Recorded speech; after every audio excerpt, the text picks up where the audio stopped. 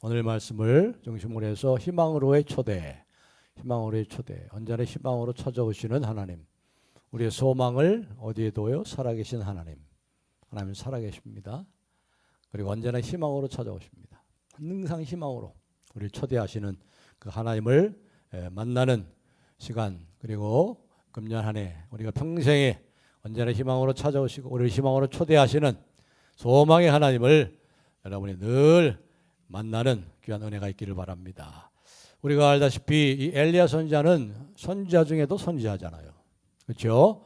그래서 예수님께서 이제 변화산에서 이제 놀랍게 변화되자, 눈보다 더 희게 그 옷이 희게 되고 영광스러운 모습으로 변화됐을 때 하늘에서 누가 내려왔어요? 모세가 하늘에 살아 있어요. 모세가 살아 있어요. 그다음에 또 누가 내려왔죠? 엘리야가 내려왔잖아요. 하늘에 살아 있던, 하나님은 죽은 자의 하나님이 아니요 산 자의 하나님이신데 살아있는 모세 그리고 엘리야가 내려왔습니다. 그래서 셋이서 그 변화산에서 서로 대화를 하죠. 이 모세는 율법의 대표니까 율법의 대표로서 내려온 것이고, 엘리야는 선지자의 대표예요. 선지자 중에서도 선지자예요. 그렇기 때문에 엘리야가 내려온 거 아닙니까? 이와 같이 이 엘리야는 선지자 중에도 선지자, 영적인 거인이라고 할 수 있어요. 영적 거인. 우리가 알다시피 18장의 그 앞에, 우리가 18장에 보시면 이 갈멜산에서 말이죠. 갈멜산에서 이 바알의 거짓 선지하고 너희들이 섬기는 신이 진짜 하나님이냐, 내가 섬기는 하나님이 진짜 하나님이냐 하고 갈멜산에서 한판 승부를 했잖아요. 하늘로부터 그 제단을 쌓았는데 그 제단에서부터 하늘로부터 불이 내려가지고 그 제단을 불살르고 그 모든 제단에 있는 재물을 다 불사는 그 신이 참신이다. 어떻게 누가 이겼어요? 바로 이 엘리야의 하나님이, 엘리야의 하나님이 나의 하나님, 엘리야의 하나님 나의 하나님, 살아계신 하나님 나의 하나님. 모든 이스라엘 백성들이 그렇게 고백했죠. 과연 하나님이 참으로 우리의 하나님이시다. 진실로 바알신이 참신이 아니고 하나님이 진실로 우리의 하나님이시다. 그렇게 고백하고 450명의 선자들을 다 어떻게 했어요? 다 칼로 쳐 죽였잖아요. 엄청난 이 역사를 이뤘던 불의 선지자라고 부르잖아요. 불의 선지자. 그리고 이 엘리야는 또 어떤 사람이에요? 그가 기도할 때 하늘문이 닫혔어요. 3년 6개월 동안 비가 오나, 팔레스틴 땅에 그 땅에 말이야 3년 6개월 동안 비가 오지 않아가지고 시커멓게 다 타들어가는, 그가 기도함으로 그리고 그가 다시 기도할 때 어떻게 했어요? 하늘 문이 열리고 하늘이 비를, 하나님께서 그 기도를 들으시고 기도하게 하시고 하나님께서 비를 주셨잖아요. 엄청난 기도의 능력의 사람이잖아요. 그렇죠? 엘리야는 그런 사람이에요. 또 엘리야는 또 어떤 사람이었죠? 죽음을 보지 않고 갔어요. 죽음을 보지 않고 간 사람이 딱 두 사람이 나오죠, 성경에. 누구죠? 에녹하고 그 다음에 엘리야입니다. 엘리야는 죽지 않았어요. 육체적인 죽음을 죽지 않고 하늘로부터 불수레가 내려왔잖아요. 불수레가 내려가지고 그 불수레를 타고 하늘로 직접 산채로 들어갔어요. 얼마나 이 놀라운 선지자입니까? 불의 선지자요, 죽음을 보지 않고 하늘로 승천한 선지자입니다. 그리고 또 이 엘리야가 얼마나 하나님의 큰 능력을 힘입었는지 그 앞에 18장 46절 한번 보세요. 45절 46절 성경에 한번 보시기 바랍니다. 45절 46절 보니까 조금 후에 구름과 바람이 일어나서 하늘이 캄캄해지며 큰 비가 내리는지라. 3년 6개월 동안 비가 오지 않았는데 이제 이 엘리야가 기도함으로 큰 비가 내리는지라. 아합이 마차를 타고 이스라엘로 가니, 이스라엘은 이 아합 왕의 여름 별장이 있는 곳이에요. 여름 별장까지 이 갈멜산에서 이 이스라엘까지 한 35km 정도 됩니다. 35km, 백리가 조금 안 됩니다. 거기 이제 이 왕이 마차를 탑니다. 왕이 마차를 타니까 그 마차가 적어도 삼두마차 아니겠어요? 삼두마차, 세 마리의 말이 끄는 마차를 막 비를 맞으면서 이제 여름 별장으로 갈멜산에서 이 아합 왕이 가는데 얼마나 빨리 가겠어요? 삼두마차니까. 그런데 놀랍게 해보세요. 46절 하반절에 그가 여호와의 46절에 여호와의 능력이 엘리야에게 임함에 그가 허리를 동이고 이스라엘로 들어가는 것까지 아합 어디서 달려가요? 아합 마차 앞에서 달려가요. 마차보다 더 빨리 35km를 뛰어가. 하나님의 영이 충만해가지고 이러한 능력의 선지자, 이런 능력의 선지자. 그런데 보세요. 오늘 우리가 읽은 19장에는 이 엘리야가 한없이 추락하고 있습니다. 추락하는 것은 날개가 있다고 하는데 날개도 없이 추락을 하는 거예요. 한량없이 추락을 하는 거예요. 이 위대한 선지자요, 영적인 거인인 이 엘리야 선지자가 뭐라고 얘기하고 있습니까? 19장 1절에 보니까 19장 1절을 보시면 아합이 엘리야가 행한 모든 일과 그가 어떻게 모든 선지자를 칼로 죽였는 일을 이세벨에게 말하니 2절 이세벨이 사신을 엘리야에게 보내어 이르되 내가 내일 이맘때에는 반드시 내 생명을 저 사람들 중 한 사람의 생명과 같이 하리라. 그렇게 하지 아니하면 신들이 내게 벌 위에 벌을 내림이 마땅하니라 한지라. 너는 죽은 목숨이다. 이 이세벨도 보통 여자가 아니에요. 이게 바알 우상의 여주인이죠. 여주인. 바알 우상을 가져온 이 아합보다도 더 아주 악한 여왕이에요. 왕의 부인이에요. 웬만하면 그러한 앞에 18장의 갈멜산에서 그 하나님의 살아계심을 보고 450명의 바알 선지 다 죽인 걸 봤으면 겁을 먹고 그렇게 했어야 되는데 이 여자가 보통 여자가 아니죠. 오히려 자리가 등대해가지고 파락을 하면서 내가 내일 너를 죽이지 않으면 모든 신들이 내게 벌을 내린다. 자리가 등대해가지고 덤비고 있어요. 이 얘기를 듣고 오히려 어떻게 돼요? 엘리야가 두려움에 사로잡혔어. 이 18장의 그 엘리야가 절대 절망의 그러한 상태로 빠져들었습니다. 그래가지고 어떻게 했어요? 여기 보니까 2절에 보니까 3절에 보시면 3절 다 같이 한번 읽어보겠습니다. 3절 시작.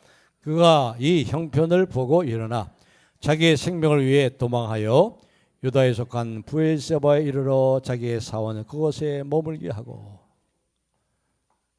이제는 뭐예요? 자기 생명을 위해서 사명을 버렸어. 여러분 이 구약의 선지자들 세례 요한도 마찬가지죠. 세례 요한까지가 선지자 아니에요? 선지자들이 죽음을 두려워서 도망한 사람은 별로 없어요. 이 엘리야 외에는 별로 없어요. 그렇죠?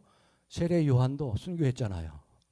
그렇죠? 근데 이 엘리야는 이렇게 능력이 많은 선지자가 말이죠. 불의 선지자가 죽을 보지 않고 불새를 타고 하늘에 올라간 이 선지자가 사명을 잊어버리고 사명을 포기하고 자기의 생명, 사명이냐 생명이냐, 사명이 끝나면 생명이 끝나는데 이거 알았을까요? 알지요, 알겠죠. 사명이 끝나면 생명이 끝나는 거예요. 이 땅의 육신의 생명이. 근데 자기의 사명을 버렸어요. 뭐 때문에? 자기 생명을 위해서 살아나려고 목숨을 살리려고 사명을 버리고 도망하는데 어디까지 도망가요? 브엘세바까지 도망가. 브엘세바 어디냐면요, 이스라엘의 최남단 지방이에요. 제일 남쪽. 그래 브엘세바를 이제 지나면 광야가 시작됩니다. 광야길이 쭉 시작돼가지고 광야 사막이에요. 거기까지 도망가는데 그 길이 몇이냐? 바로 이 갈멜산에서 브엘세바까지가 145km예요. 145km. 거기를 도망가는데 죽으라고 도망가는 거예요. 물도 안 먹고 밥도 안 먹고 도망갑니다. 나 살려라. 이걸 보면 저 여러분도 위로를 받으세요. 네. 소망을 가지세요. 뭐 엘리야도 우리가 똑같은 사람이라고 했잖아요. 야고보서에 엘리야가 기도하며 하늘문이 닫히고 그가 기도하며 하늘문이 열리고 비를 내었느니라. 이러한 능력의 선지자였지만 우리와 뭐가 같다고 그랬어요? 성정이 같다고 그래요. 똑같아요. 저와 여러분과 똑같아요. 도토리 키재기의 인간은 거기서 거기에요. 하나님이 집어 쓰시니까 지팡이, 이 마른 막대 같은 지팡이가 홍해를 가르게 되는 거지요. 하나님의 손에 붙들리니까 그런 거지. 인간 자체가 그런 게 아니에요. 똑같아요. 거기서 거기에요. 잘나는 거 하나도 없고 아무리 자기가 많은 업적을 성취했다고 그래도 하나님의 은혜로 하나님의 능력으로 된 것이 내가 한 것이 아니죠. 그렇습니다. 이 엘리야 이렇게 참으로 추락하고 있고 절대 절망의 순간에 가장 아마 이때말로 이 자기 자신을 가장 외롭고 고독한 사람처럼 그렇게 느꼈을 거예요. 이 우울증이 이 엘리야는 지금 우울증이 좀 있었던 것 같아. 본래적으로. 그렇지 않으면 이렇게까지 되겠어요? 그렇게 능력의 사람이. 그래서 거기서 또 이제 하나님께 기도합니다. 자기의 모든 불만을 하소연 하나님 앞에 다 드러내는 거예요. 하나님께서 다 눈에 기도를 하는 거지요. 하나님께서 원망하고 뭐라고 원망하고 기도하고 있어요? 거기 나오시지 않습니까? 4절 하반절에 보니까 4절 보면 자기 자신은 광야에 들어가 하룻길쯤 가서 로뎀나무 아래에 앉아서 자기가 죽기를 원하여 이르되 여호와여 넉넉하오니 지금 내 생명을 거두시옵소서. 나는 내 조상들보다 낫지 못하니이다. 광야로 들어가가지고 그것도 하룻길을 더 갔어요. 하룻길을 죽으라고 또 달린 거예요. 그러다가 이제 너무 지쳐가지고 여기 보면 넉넉하오니란 말은 이젠 지칠 대로 지쳤습니다. 그러고 하는 말이요. 아니 나 빨리 죽여주세요. 빨리 나 죽여주세요. 데려가 주세요. 이와 같이 이 엘리야가 이 절망의 가운데 오죽하면 자기를 좀 죽여달라고 했겠어요. 자기 스스로 죽을 수는 없고 선지자가 하나님 빨리 죽여주세요. 근데 여러분 왜 이 엘리야가 이 도망을 가는데 브엘세바까지 갔다가 거기서 광야까지 그것도 광야까지 하룻길을 더 가서 거기서 이렇게 로뎀나무 아래에서 이렇게 주저앉아가지고 지쳐가지고 이제는 넉넉하오니 이제는 지칠 대로 지쳤습니다. 나를 데려가 주세요. 내 생명을 거두어 주세요. 이렇게 했을까요?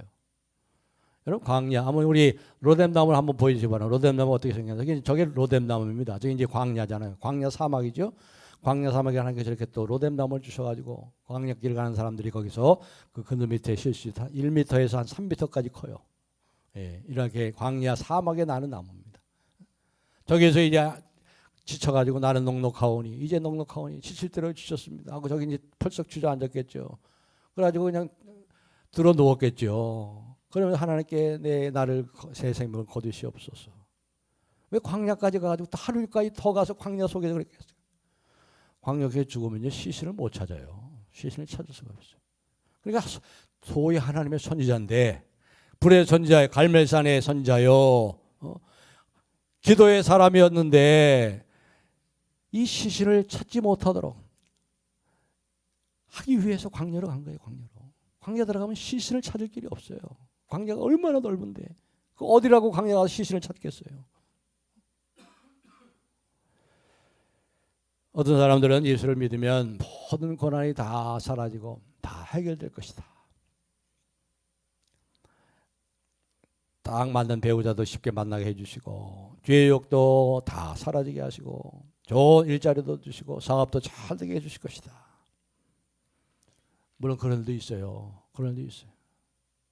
그러나 하나님께서 우리를 더욱더 훈련하시고 단련하시기 위해서 시련을 통해서 하나님만 의지하고 하나님만 바라보도록 하나님께 모든 소망을 오직 우리에게 희망으로 찾아오시는 분은 하나님 외엔 없기 때문에 그 어떤 것도 우리를 이 절망에서 건질 수 있는 건 없기 때문에 언제나 희망으로 초대하시고 찾아오시는 하나님만 바라보고 의지하도록 이렇게 하나님께 우리에게 이런 걸 허락하시는 거예요. 우리 그리스도인들도 낙심하고 우울해합니다. 우리 신앙의 선진들 가운데 이 우울증에 영적인 우울증에 빠진 사람들이 많아요. 제가 한번 얘기했지만 미국의 18세기에 미국의 대각성 운동을 일으켰던 조나단 에드워드 목사님. 그분의 사위가 데이빗 브레이너드잖아요. 데이빗 브레이너드. 아메리칸 인디안들에게 복음을 하는 선교사로 왔다가 이 27살 때 순교했어요. 결혼한 지 얼마 안 됐어. 근데 이 데이빗 브레이너드가 이 우울증이 이 담즙질을 가졌는 것 같아. 그래서 이 우울증에 많이 빠져가지고 고생을 많이 했어요. 27살 때 순교를 했죠.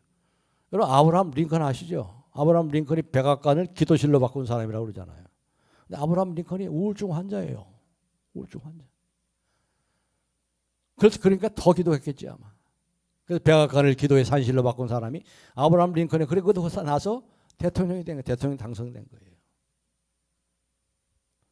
이와 같이 이 엘리야는 깊은 영적인 우울증에 빠져서 자신의 소명을 버리고 자기 생명을 위해서 소명을 버리고 도망간 거예요. 엘리야가 그 로뎀 나무 아래에서 누운 것을 한번 생각해 보세요. 그려 보세요. 엘리야가 이와 같이 절망에 빠진 이유가 몇 가지 있겠죠. 그 중에 한 가지 보면은 육체적인 피고 때문에, 육체적 피로. 갈멜산에서 부엘세바까지 135km를 도망왔어요. 거기서 하룻길을 더 광야 사막으로 더 가서 하룻길을 밤새도록 먹지도 않고 마시지도 않고. 그래 얼마나 지쳤겠어요. 그리고 특별히 여기 보니까 이 호렙산까지 갑니다. 이 호렙산까지. 8절에 보니까 8절 이에 일어나 먹고 마시고 그 음식의 힘을 의지하여 40주 40야를 가서 40주야를 계속 간 거예요. 가가지고 호렙산까지 무려 480km를 480km. 부산보다 더 먼 거리를 달려간 거예요. 그러니 육체적으로 얼마나 필요하겠어요. 육체적인 피곤. 그리고 두 번째는 또 뭐가 있겠어요? 깊은 외로움과 고립감. 아무도 없다는 거, 아무도 없다. 여기 보니까 이 엘리야가 하나님께 하소연하는 기도가 두 번 나와요. 두 번. 하소연하는데 10절에 보세요. 10절. 10절에 보니까 하나님께서 엘리야 내가 어찌하여 여기 있느냐 그러니까 10절에 그가 대답하되 내가 만군의 하나님 여호와께 열심히 유별하오니 이는 이스라엘 자손이 주의 언약을 버리고 주의 제단을 헐며 칼로 주의 선자를 죽였으며 오직 나만 남았거늘 그들이 내 생명을 찾아 빼앗으려 하나이다. 오직 나만 남았대. 자기 홀로 혼자됨. 아무도 자기를 손을 붙잡아주는 사람도 없고 격려해주는 사람도 위로해주는 사람 없어요. 14절에도 그러잖아요. 14절도 그가 대답하되 내가 만군의 하나님 여호와께 열심히 유별하오니 이는 이스라엘 자손이 주의 언약을 버리고 주의 제단을 헐며 칼로 주의 선자들을 죽였으며 오직 나만 남았거늘 그들이 내 생명을 찾아 빼앗으려 하나이다. 두 번씩이나 오직 나만 남았는데. 그리고 가장 중요한 것은 이 오직 나만 남았는데 이스라엘 백성들이 그들이 내 생명을 찾아 빼앗으려 합니다. 이걸 보면 이 엘리야의 가장 큰 절망의 이유가 뭘까요? 기대감이 완전히 무너진 거예요. 웬만하면 말이에요. 생각해 보세요. 웬만하면 그 기적을 보고 그 하늘에서 불이 내리는 기적을 보고 진실로 여호와 하나님이 참으로 하나님이시다 입술로 고백했으면 그렇게 믿고 따라야 되잖아요. 그런데 이스라엘 백성들이 하나도 변한 게 없어. 뭔가 변하기를 기대했는데 말로만 여호와 하나님만이 진실로 하나님입니다 하고 입술로만 그렇게 고백하고 이들이 하나 변한 게 없어요. 그러니까 기대가 전혀 무너진 거지. 이세벨도 변화된 게 없어요. 오히려 더 살기가 등대가 발악하면서 자기를 죽이려고 그래. 아합 왕도 하나도 변화된 게 없어. 이스라엘 백성들 보니까 하나 변화된 게 없어요. 기대가 완전히 무너진 거예요. 기대가 무너지니까 얼마나 절망감이 오겠어요. 이것을 위해서 생명을 걸고 갈멜산에서 이와 같이 전투를 하고 하나님께 참으로 목을 갖다가 무릎 사이에 놓고 간절히 기도하고 말이죠. 그랬는데 변화가 없어. 이 얼마나 참 절망감 속에 빠질 수밖에 없는 엘리야 이해가 되지 않겠습니까? 이와 같이 무너진 기대감 때문에 전투에는 승리했다 할지라도 전쟁에 진 거죠. 전쟁에. 그래서 그를 낙심하게 하는 이 냉혹한 현실을 보면서 기대감이 다 무너지고 그래서 이 엘리야는 절망 가운데 빠져 있는 거예요. 엘리야가 두려워하여 도망한다. 그런데 보세요. 바로 여기에 하나님께서 희망으로 찾아오세요. 이 절망의 때 희망으로 초대하시는 하나님이 이미 와 계세요. 절망 가운데 울부짖는 엘리야에게 더 이상 살 희망도 보이지 않는 이 엘리야에게 기대가 완전히 무너져서 절대 절망의 순간에 있는 이 엘리야에게 하나님은 어떻게 했습니까? 5절 보세요. 5절에서 7절 보세요. 5절 보시니까 로뎀나무 아래에 누워 자더니 천사가 그를 어루만지며 그에게 이르되 일어나서 먹으라 하는지라. 본즉 머리맡에 숯불에 구운 떡과 한 병물이 있더라. 이에 먹고 마시고 다시 누웠더니 7절 말씀, 여호와의 천사가 또 다시 와서 어루만지며 이르되 일어나 먹으라. 내가 내 갈 길을 다 가지 못할까 하노라 하는지라. 하나님께 천사를 보내셔가지고요, 막 흔들어 깨우는 게 아니야. 당신 뭐 하고 있어? 여기서 막 책망조는 게 아니야. 부드럽게 터치하는 거예요. 아주 부드럽게 터치하며 어루만지면서, 그래 얼마나 힘드냐. 내가 네 지금 모든 절망하는 그 마음을 다 안다. 얼마나 네가 힘들겠니. 그러나 내가 여기 있잖아 하면서 이 엘리야를 부드럽게 만지세요. 어루만지면서 뭐라고 말씀하세요? 여기 물 한 병이 있고 떡이 있으니 이걸 먹고 힘을 내라.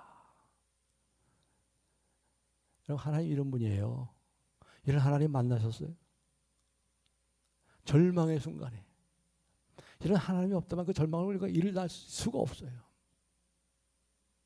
하나님 얼마나 자상하시고 우리 눈동자까지 살피시고 머리털까지 다 세시고 부드럽게 우리를 어루만지고 부드럽게 타치하시면서 일어나 물 마시라.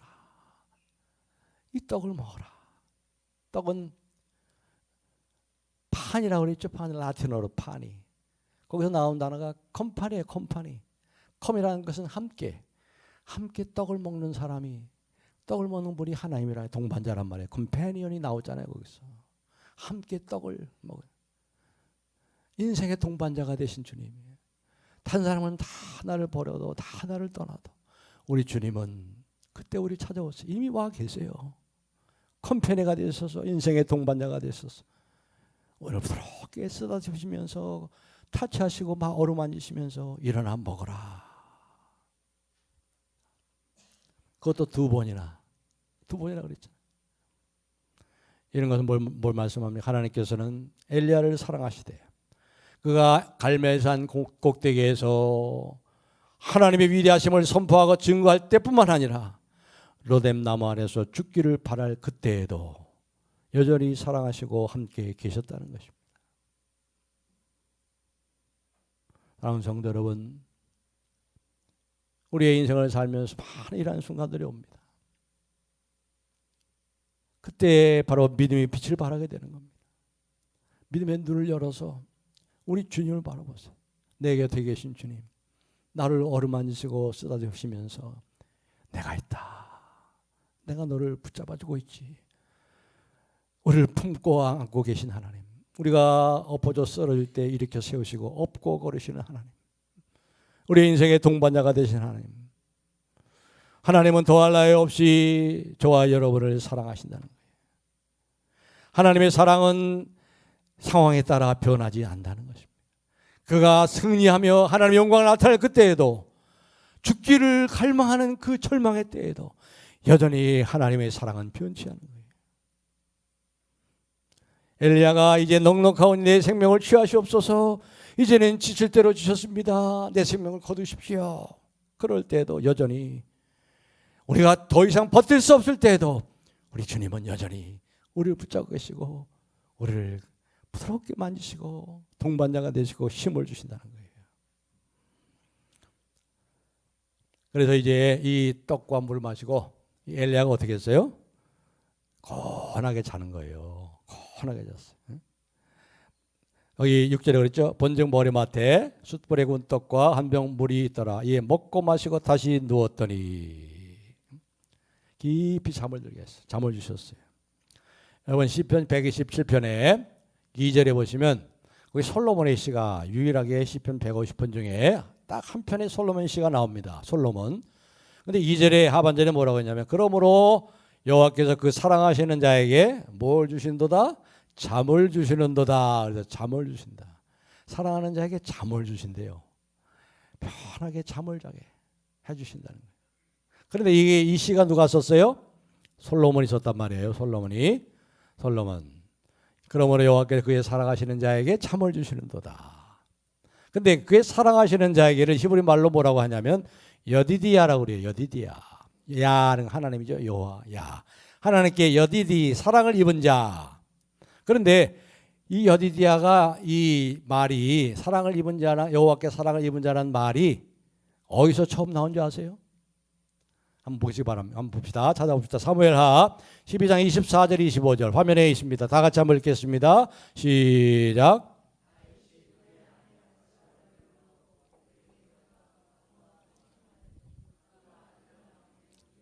솔로몬이라 하며 여호와께서 그를 사랑하사 한 나달보에 그 이름을 여디디야라 하시니 이는 여호와께서 사랑하기 하셨기 때문이더라. 여디디야 나오죠. 여디디야는 솔로몬의 또 다른 이름이에요. 하나님이 주신 이름. 여디디야의 뜻이 뭐예요? 하나님이 사랑하시는 자. 하나님이 사랑을 입은 자. 자, 저와 여러분은 하나님이 우리에게 이름을 주셨어요. 무슨 이름을 주셨어요? 여디디야. 하나님이 사랑을 입은 자잖아요. 저와 여러분이. 내가 너를 사랑하노라. 너는 내 사랑하는 아들이요. 내 사랑하는 딸이다. 그렇죠? 우리가 여디디야예요. 여디디야. 그런데 이 여디디야라는 말 속에 여호와께서 사랑하신다. 그리고 여호와께서 사랑하시는 자에게 잠을 주신다는 말이 뭘까? 그냥 잠을 잔다는 걸까? 편히 잠자는 것도 뭐 그 뜻이 있지만 그보다 더 깊은 뜻이 있어요. 어디 나오냐면 신명기 33장 12절에 나옵니다. 한번 성경에 화면에 올려주시고 다 같이 읽어보겠습니다. 시작. 여호와의 사랑을 입은 자는 그 곁에 안전히 살리로다. 여호와께서 그를 날이 맞추도록 보호하시고 그를 자기 어깨 사이에 있게 하시리로다. 아멘. 여호와의 사랑을 입은 자는 여디디야가 누구예요? 솔로몬은 자기 시를 향해서 말하잖아요. 시편 121편. 근데 그것이 저와 여러분이 똑같지요. 여호와께 사랑을 입었잖아요. 여호와께 사랑을 입은 자는 여디디야는 그 곁에 하나님 곁에 안전히 살려로다. 그를 사랑하시는 여호와 곁에 안전히 살려로다. 여호와께서 그를 날이 맞추도록 보호하시고 그 다음에가 중요합니다. 그를 자기 어깨 사이에 있게 하시미로다. 어깨 사이에 있게 뭐예요? 어깨 사이에 있는 게 뭐예요? 어깨 사이에 어떻게 있어요? 무등을 태우신단 말이야. 무등. 그렇죠? 하나님이 저와 여러분이 지쳐서 쓰를 때 막 이렇게 해가지고 무등을 태우시고 무등을. 우리가 어린아이들만 4살 5살 딸이하고 이제 동물원에 가는데 애가 이제 더워가지고 지쳐가지고 아빠 힘들어 업어줘. 없다가 어떻게 해요? 아빠가 무등을 태우잖아요. 무등. 그러면 딱 무등을 태운 이야기는 이 애는 그 위에서 꾸벅꾸벅 졸기도 하는데 아빠가 성큼성큼 가잖아요. 바로 그걸 말하는 그 이미지를 말하는 거예요. 하나님께서 이 여디디야 솔로몬 하나님의 사랑을 입은 저와 여러분을 무등을 태우세요. 무등을 태우셔. 그 무등 위에서 뭐예요? 잠을 자는데도 우린 잠을 자고 있죠. 무등에서. 하나님 어떻게 해요? 성큼성큼 가시고 우리가 잠자는 동안도 우리를 위해서 일하고 계시는 하나님을 보여주는 거예요. 저와 여러분 이렇게 하나님의 사랑을 입었단 말이에요. 복음성가는 아니지만 복음성가처럼 지금 많이 불리고 또 복음성가 가수들이 많이 찬양하는 그런 노래가 있습니다. You raise me up. 나를 세우시네. 그 앞에 잠깐만 우리 한번 들어보겠습니다.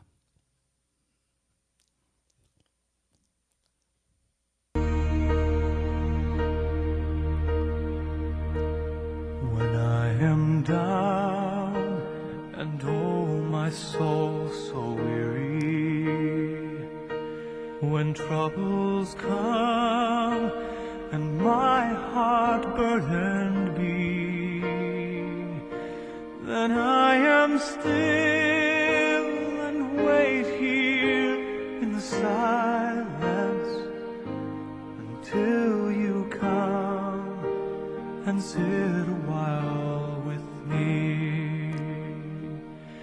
You raise me up so I can stand on mountains. You raise me up to walk on stormy seas. I am strong when I am on your shoulders. You raise me up to more than I can be. 뭐였어요? I am strong. 나는 강합니다. 언제? When I am on your shoulder. 어깨 위에 있을 때. 당신 어깨 위에 있을 때. 거기는 뭐 어깨 기댄다는 말은 원래 lean on으로 해야 돼요. 번역을 잘못해서. 성경에 뭐랬어? 어깨 위에. 그 어깨 위에 있게. 무덤을 태우셔야 하나님이 우리를 무덤을 태우셔서 우리가 잠자는 동안도 우리가 쉬는 동안도 쉬지 않고 우리 위해 일하시고 계시는 그 하나님 때문에 우리가 높이 세워져서 그 폭풍 속에서도 높은 산이 높이 서게 된다. 사랑하는 성도 여러분, 저와 여러분 그렇게 은혜를 입고 살아요. 우리가 약하지만 하나님께서 우리를 무덤에 태우세요. When I am strong, I am strong when I am on your shoulder. 어깨 위에 무덤을 칠 때. 사랑하는 성도 여러분,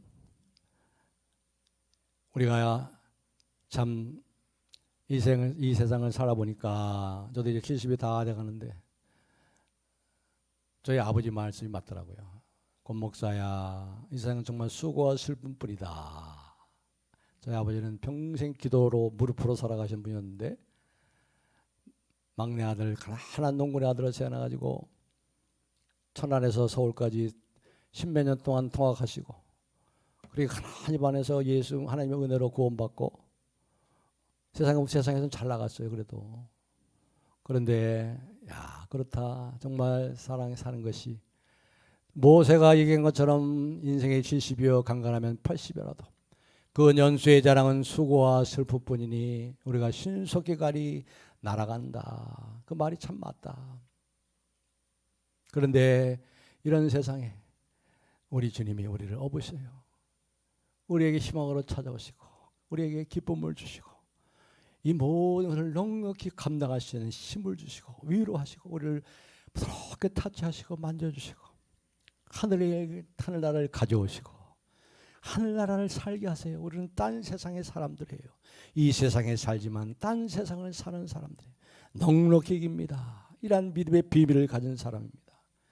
엘리야가 드디어 이제 마지막으로 생각할 것은 이제 40주 40일을 달려가지고 호렙산에 이르렀어요. 호렙산 모세가 하나님을 만난 거기에 그래서 하나님께서 이제 동굴 속에 숨어있는 이 엘리야에게는 또 나타나십니다. 어떻게 나타나십니까? 큰 바람으로 폭풍으로 나타나시는데 하나님 거기 안 계세요?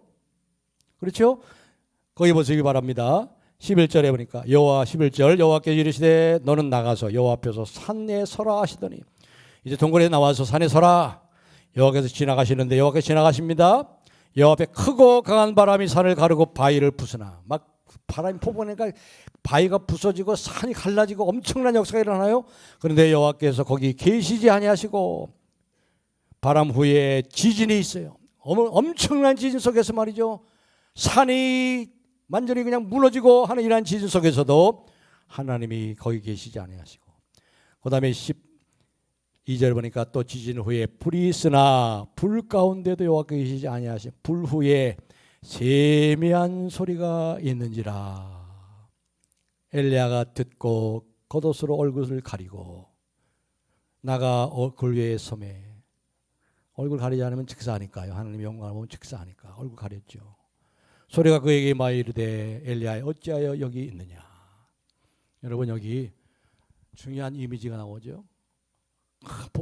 폭풍가 치는데 이 바위가 다 부서지고 큰 산이 깨지고 말이요.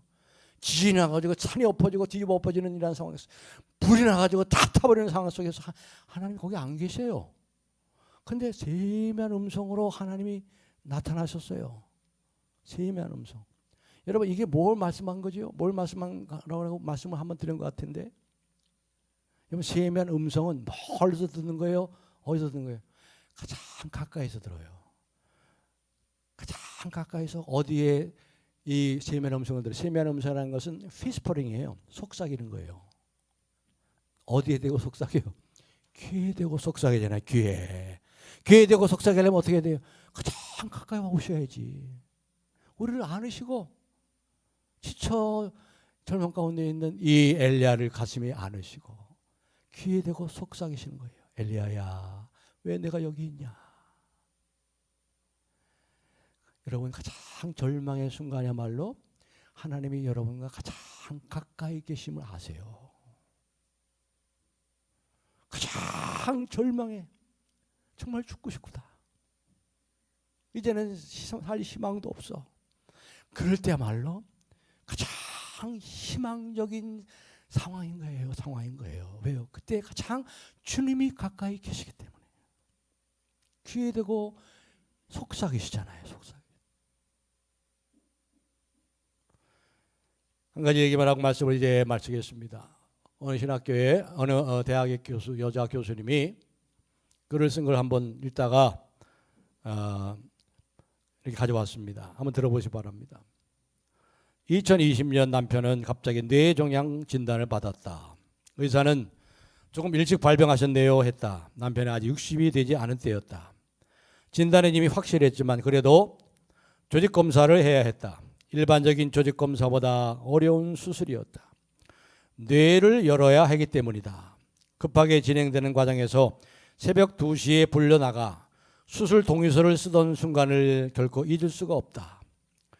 수술 전 의례적인 설명이라고는 했지만 남편에게 일어날 수 있는 온갖 극한 일들을 듣는 것은 두렵고도 고통스러운 일이었다. 다음 날 수술이 진행됐다. 수술 밖에서 할 수 있는 것은 기도뿐이었다. 수술의 진행 정도를 알리는 전광판을 보며 알지도 못하는 수술 상황을 가늠하며 기도했다. 그렇게 기도하는 중에 마음속에 한 걸음 한 걸음 주 예수와 함께라는 찬송 가사가 떠올랐다. 그래서 찬송가를 뒤져서 저와 같이 길 가는 것 즐거운 일 아닌가. 우리 주님 걸어가신 발자취를 밟겠네. 로 시작하는 찬송을 4절까지 반복해서 계속 부르면서 기도했다. 하나님이 수술에 함께 해주시기를, 남편이 에녹과 같이 끝까지 저와 함께 길을 갈 수 있기를 기도했다. 수술은 무사히 끝났고 남편은 뇌종양으로 확진됐다. 그 항암 치료와 방사선 치료를 여러 번 받으며 병세가 호전되었다. 그러는 동안에 내내 어려운 고비를 수없이도 만났다. 그럴 때 깨달았다. 그렇구나. 그냥 한 걸음씩 가면 되겠구나. 감당할 수 없었던 고비도 그냥 한 걸음을 옮기니 그것이 또 다른 한 걸음으로 이어졌다. 그러다 보면 고비는 지나고 다시 희망이 비로소 다가왔다. 한 걸음의 비밀을 깨달은 것이다. 그래요, 여러분. 우리가 한 걸음씩만 가면 돼요. 주님과 함께. 주님과 한 걸음 가세요. 그 보폭이 얼마나 넓은 게 문제가 아니에요. 얼마나 빨리 가느냐가 문제가 아니에요. 그냥 한 걸음, 한 걸음. 내가 얼마나 멀리 가느냐, 그게 문제가 아니에요. 그것 때문에 조바심할 필요가 없어요. 내가 다른 사람보다 지쳐지는 거 아니야? 조바심 가질 필요 없어요. 그냥 한 걸음, 주님과 함께 한 걸음을 뛰세요. 주님이 우리와 함께 동반자세요. 우리 길을 인도하시는 살아계신 주님이에요. 그분은 임마누엘이에요. 내가 너희를 결코 떠나지 않으며 너희를 버리지 아니하라. 내가 세상 끝날까지 너희와 항상 함께 있으리라. 주님이 이끄시는 대로 주님이 가는 속도에 맞춰서 한 걸음만 옮기시면 되는 거예요. 우리 주님은 길을 만드시는 분이에요. 길이 없으면 길을 만드세요. 바다 가르마을 때 바다를 갈라서 길을 만드셨어요. 광야에 길을 만드셨어요. 사랑하는 성도 여러분, 2024년도 1월달도 다가오고 있습니다. 너무 급하게 서두르지 마세요. 하나님을 기대하세요. 언제나 희망으로 초대하시고 희망으로 찾아오신 주님과 발걸음을 맞춰서 한 걸음 주님과 한 걸음 걸어가세요. 고난 중에 위로 되시는 주님, 희망이신 주님, 그 하나님으로 인하여 삽니다. 하나님이 얼마나 좋으신지, 이 좋으신 하나님 때문에 즐거워하고 이 좋으신 하나님으로 인하여 기뻐하고 만족함으로 주님께 영광 돌리는 2024년, 그리고 여러분의 나머지의 인생이 되기를, 삶이 되기를 주님의 이름으로 축복합니다.